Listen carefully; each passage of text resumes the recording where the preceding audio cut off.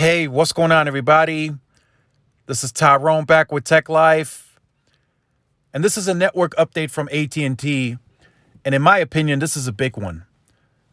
As the conversation is shifting towards 5G, the conferences and all the earnings call are centered around 5G, about capacity, ultra capacity this, ultra wideband that. The conversation centered around coverage is becoming lesser. And I think that's still a very important part to discuss here, even as we discuss 5G, millimeter wave capacity, coverage is still an important part of the overall network experience. Now, we know Verizon has expanded the most. The most aggressive coverage that they've covered, and they've become the densest coverage according to crowdsourced maps. Since I'd say 2016, 2017, if you compare, Verizon has expanded the most. It's a fact. They've expanded the most. Now AT&T, with this update today, AT&T FirstNet brings wireless coverage to Glenwood Canyon. Again, this is big.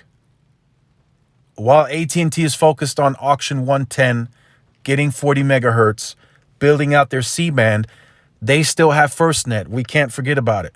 They are still expanding the wireless services, and per the contract, they have to. They have to expand for the first responders. So I'll just read off a brief paragraph of the article. FirstNet, built with AT&T, is bringing end-to-end wireless coverage to Glenwood Canyon, allowing public safety, residents, and local travelers to stay connected. A network of cell sites which recently provided temporary emergency communications. So again, a temporary solution, cell on wheels. Whatever they deployed, it was a temporary solution. For first responders during mudslide recovery efforts, have now launched a permanent wireless solution through most of the canyon. Now it's a permanent solution, not a temporary one anymore. They have deployed a permanent solution. And then I wanted to read this off because I think this is very important. This is the first connectivity of its kind within Glenwood Canyon. And then I'll leave off with that. That is big. First of its kind connectivity. That is what FirstNet is bringing AT&T. They're bringing services and wireless services to areas that never had connectivity. This is the first of its kind. So that is a big step, and I still feel a very important part of networking is the coverage itself. And that's something that, is not discussed as much with T-Mobile anymore because they're shifting the focus to largest 5G network, ultra capacity this, extended range that. We've reached parity with AT&T and Verizon. They've been using that language for about 2 years now. We know it's not true. I've seen some of you comment, hey, I drive over the next town and I have inadequate services, or I have no service at all. So there's still years ahead for T-Mobile to match that footprint if they ever do match that footprint. T-Mobile wants to offer first responders service for free for, I believe it was 10 years. But is T-Mobile really incentivized to cover the Glenwood Canyon? AT&T is receiving reimbursements for this expansion. T-Mobile's not. So it would be very hard for me to get confidence that T-Mobile has service there or will have service there in the future.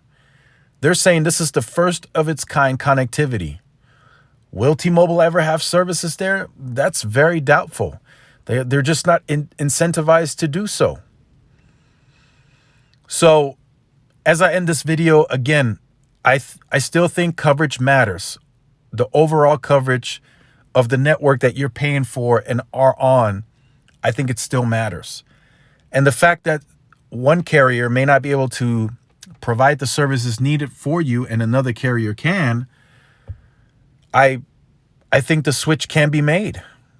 I really think so. It's it's a cutthroat situation, but hey, look, if somebody offers a better deal, they're more competitive, they have the better network, the larger network, hey, why not switch? And that's where the competition comes in. And FirstNet has helped AT&T in a great way. The contract, the reimbursements, I mean, it helped AT&T expand the services where I can confidently say if AT&T would have never gotten that FirstNet contract, where you may have coverage now, you probably wouldn't have gotten that coverage if AT&T did not get the FirstNet contract. Let me just put it that way. The coverage wouldn't have likely expanded to where it is today and still growing. This is very recent. This is as of the 28th. So they are still growing and building sites. So just stay objective. Keep all of that in mind as AT&T keeps expanding with FirstNet. And yes, AT&T customers do have access to that spectrum that's being deployed. Unless there is a emergency happening in that specific area, then the first responders do take priority. But I don't see that happening too often. And then even though the first responders do take priority, you still have access to the network, but it may be a little slower during the times of an emergency. So let me know what you think about this in the comment section down below. If you are new to the channel or you have been on the channel and you have not yet liked, shared, subscribed, make sure you do so. Hit that notification bell so you are notified when I do upload content. Make sure to follow my social media outlets for more updates and interactions. Thanks again for watching. This is Tyrone with Tech Life. I will see you in the next one. Peace.